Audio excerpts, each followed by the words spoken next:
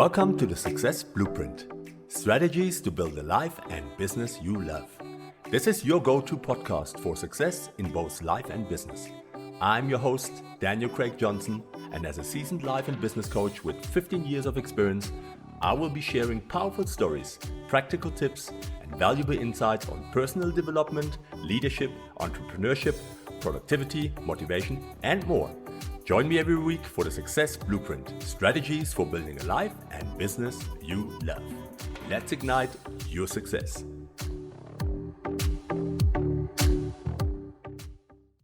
Hello guys, welcome to another episode of the 15-Minute Monday. This is episode 3, and episode 3 will be about unlocking your emotional intelligence. I would like to share 5 easy ways how you can boost your EQ.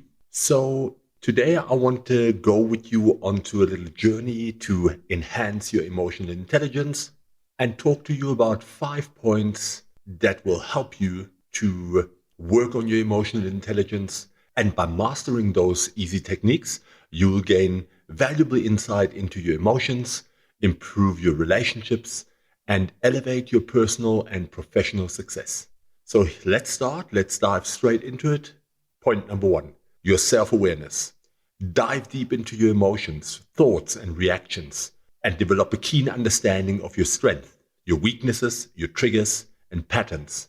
Cultivate self-awareness through practices like journaling, mindfulness, and self-reflections. The reasons for that is you will gain clarity about your emotions and their underlying causes, which is amazing because it will help you to deal with them, address them, prepare yourself better to know how to behave, how to react in certain circumstances or under certain circumstances, when there's conflict, when there's difficult topics to be discussed. Identify and capitalize on your strength to maximize personal growth, because you will start figuring yourself out. And by figuring yourself out, you most of the time figure out easily what is happening around you and everything else that happens in the world. It will enhance your decision making by understanding how your emotions influence your choices. Because when you can disassociate yourself from emotions from time to time, you will make better decisions. When we are hasty, angry, upset, we usually make poor decisions. And by being mindful about how we are triggered and about what can upset us, we will be better and we will be more mindful in our reactions. What can you do for that? Start a daily journaling practice to track and reflect on your emotions. That will help you to understand how did you react, how did you behave in certain situations, under certain circumstances, and then you can focus on being better or responding in different ways. Practice mindfulness meditation to observe your thoughts and emotions without any judgment. You have to be able to look at yourself without judging, without letting Bob, that little voice in your head, talk down onto you, and be more content in how you handle your emotions and how they influence who you are and how you make decisions and how you behave in certain situations. That will help and boost you. It will give you clarity. It will make you grow as a person. Point number 2, your empathy. Step into the shoes of others and embrace their perspectives. Listen actively to people when you engage with them. Show genuine interest in people. Don't just wait for the next opportunity to talk, but really show people that you are interested in what they have to say to you. Seek to understand their emotions and their experiences, because that will help you to guide how you respond and how you get back to them. Practice empathy by engaging in compassionate conversations and putting yourself in a challenging situation to broaden your understanding. And what's the reasons for that? It will strengthen your connections and build trust in personal and professional relationships. It will improve your communication skills by listening attentively and responding empathetically. That is important. Listening attentively and responding empathetically. That is a skill that can be trained and can be improved on a regular and daily basis. Resolve conflicts more effectively by considering others' emotions and viewpoints and not only see it through your eyes. Sometimes just take the bird's perspective, look at it from the top, get a clear picture. First, recognize what is happening inside of you, what emotions are taking place, what reactions are taking place. Disassociate yourself, think about it, and then respond mindfully and appropriate to the situation, whatever arises in front of you.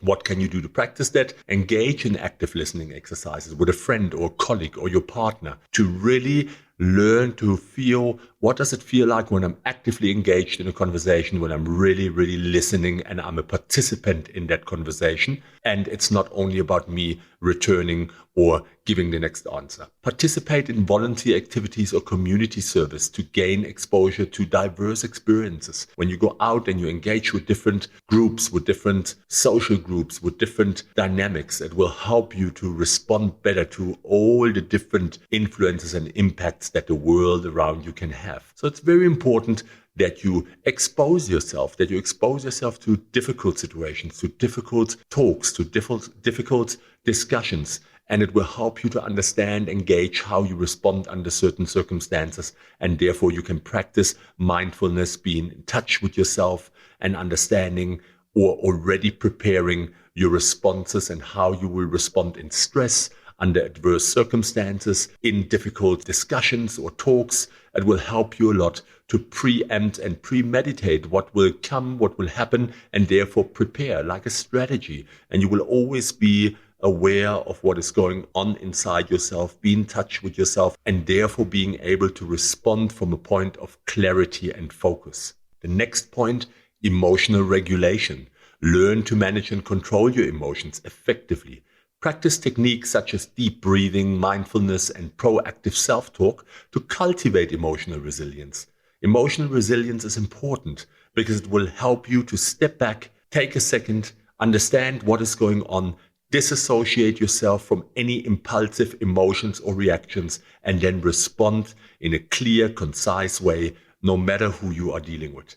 Develop strategies to handle stress, frustration, and anger constructively. Ensure that your emotions don't cloud your judgment or impair your decision making. When you are acting from an emotional or an impulsive point, you will most of the time make bad decisions. You will have bad responses. You will have inappropriate answers in whatever situation you find yourself. By disassociating yourself from your emotions, or first feeling those emotions, then disassociating yourself from negative impulses or reactions that would come through those emotions, and then looking for reason, looking for analysis, and trying to understand what is going on here. Why am I responding like this? Why am I becoming angry, upset?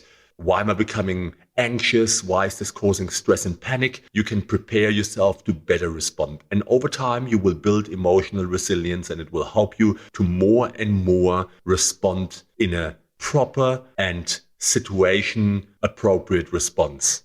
The reasons for this: it will reduce stress, it will enhance your overall well-being, it will help you make rational decisions in challenging situations, and you will maintain positive relationships by avoiding emotional outbursts. Nothing worse than emotional outbursts and reacting because you just got angry, you didn't think about what you're going to say next, and there we go. There you got the next level in the conflict, and it all then just becomes ugly or goes south. What can you exercise to do this? Practice deep breathing exercises to calm your mind and regulate your emotions so that you can feel this feeling coming up in your chest and then knock it down before it even happens. You deal with it, you let it pass through, you prepare your responses, you prepare your emotional state, and then you respond in a concise and calm way. Create a list of positive affirmations and repeat them daily to cultivate a positive mindset. And over time, again, it will increase your emotional resilience, and by that your emotional intelligence will grow, which will in return better and cultivate more solid and reasonable inter- and intrapersonal relationships. Your social awareness, the next point. Sharpen your ability to perceive and understand the emotions of those around you. Pay attention to verbal and nonverbal cues. Understanding verbal and nonverbal cues is super important, whether in your private life or in work. It will help you to understand what is happening with the person. They're crossing their arms. Oh, something in this discussion or in this talk is not going in the right way. What can I do to maybe have that person release their arms again, be more relaxed, maybe feel less intimidated or stressed out by the way that I'm responding to them. Empathize with their experiences and adapt your communication style accordingly. Cultivate an inclusive and supportive environment that fosters open communication and emotional well-being. That will help you to have better communications. And the reason for that is it will build stronger relationships by showing genuine interest in others. It creates a positive work or social environment that values emotional well-being, because people will understand that you are mindful, that you are really interested in them, and that you have a genuine interest in having good communication and therefore good relationships with them. Improves teamwork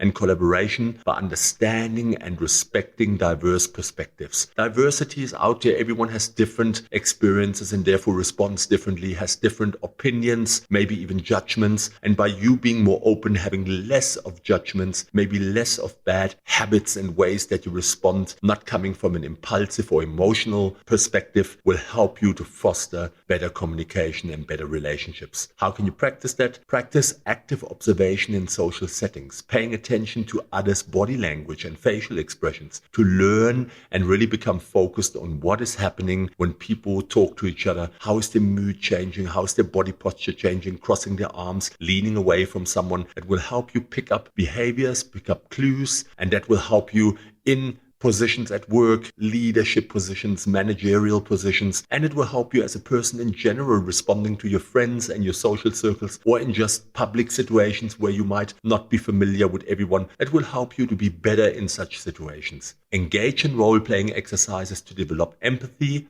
and adaptability in your communication. Point number 5 is relationship management. Build and nurture healthy relationships based on trust, empathy, effective communication. Develop strong interpersonal skills, including active listening, conflict resolution, and collaboration. Invest time and effort in building authentic connections, fostering teamwork, and resolving conflicts in a constructive manner. And all of this can only take place when you disassociate yourself from your impulses, from these emotions that immediately push for a reaction or for impulses. And by disconnecting that and by understanding all those triggers that influence you doing that, you will be able to take a step back or go into the bird's perspective, look at the situation from a step backwards, from behind yourself, looking at the situation, understanding what dynamics are playing out, what possible power plays are playing out, what kind of dynamics are taking place. How did I respond in the past to those dynamics of politics? When did it serve me? When didn't it serve me? And by being that mindful and being that focused and laser focused on your responses, you will get almost like a toolkit that will help you to improve your interactions dramatically. And it will help you to be powerful and gain more and more emotional resilience and emotional intelligence.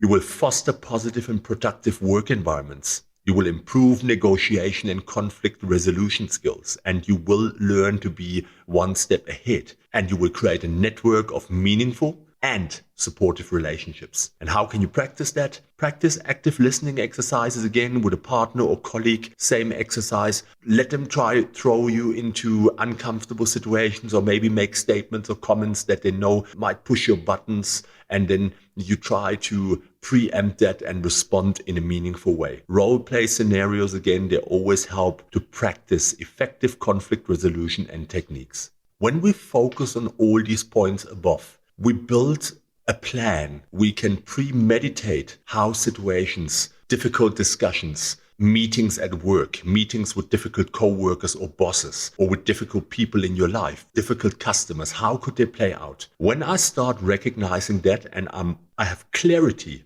and I can really focus on these situations and preempt them, I can always have a plan in my pocket that I will use to respond in a meaningful way, coming from a point of clarity and focus and not from impulses or anger, frustration. And every single time you master that, you will move one step closer to total emotional resilience and really, really improve your emotional intelligence. It will set you ahead of so many people that react from anger, frustration, impulses. They're coming from the road. There was like a road incident. Someone cut them and it impacts them the whole day because they just react from their impulses and their emotions, and therefore they lose sight of how they behave. They get into autopilot and everything just becomes reactive and a reactive response to everything that happens around them. And the whole day goes out of the window. Why? Because they're not in touch with themselves. They are not working on their emotional resilience, and therefore autopilot switches on and they cruise through life angry, frustrated, always reacting to everything rather than having